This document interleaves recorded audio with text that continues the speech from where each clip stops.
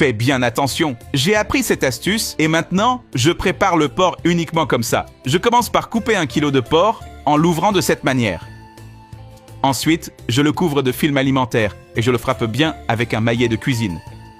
Puis, j'assaisonne avec du sel, du poivre noir à goût et j'étale bien avec les mains.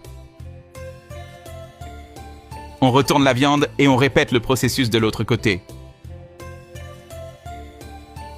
Et avant que j'oublie, dis-moi de quelle ville tu nous regardes pour que je t'envoie une belle accolade. L'accolade d'aujourd'hui va pour Camille Robert de Toulouse. Je suis ravi que tu apprécies nos recettes. Dans une casserole, je mets de l'huile pour recouvrir le fond, du romarin à goût, 3 gousses d'ail haché, 1 cuillère à café poivre de Calabre, puis je fais revenir. Maintenant, je passe ce mélange dans une passoire.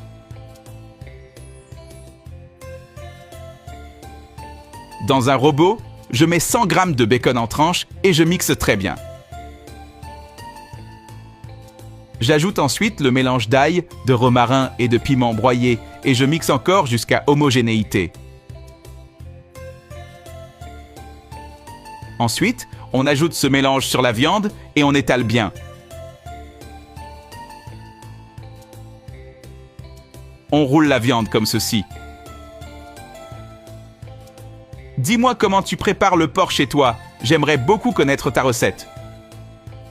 Je l'attache ensuite bien avec 6 fils de ficelle de cuisine. Je la mets sur une plaque, j'ajoute la grille du four par-dessus et j'enfourne à 180 degrés pendant 1 heure. Dans une casserole, je fais fondre 500 g de beurre. Quand il est fondu, j'ajoute 4 gousses d'ail écrasées, du romarin à goût, 1 cuillère à café de poivre de Calabre et je mélange bien.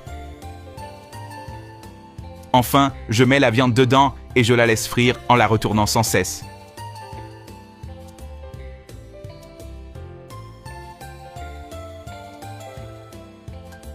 Cette recette est incroyablement délicieuse.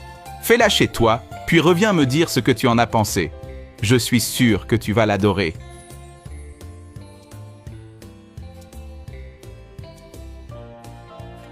Je suis sûr que lorsque tu prépareras le porc ainsi, tu ne voudras plus jamais le faire autrement.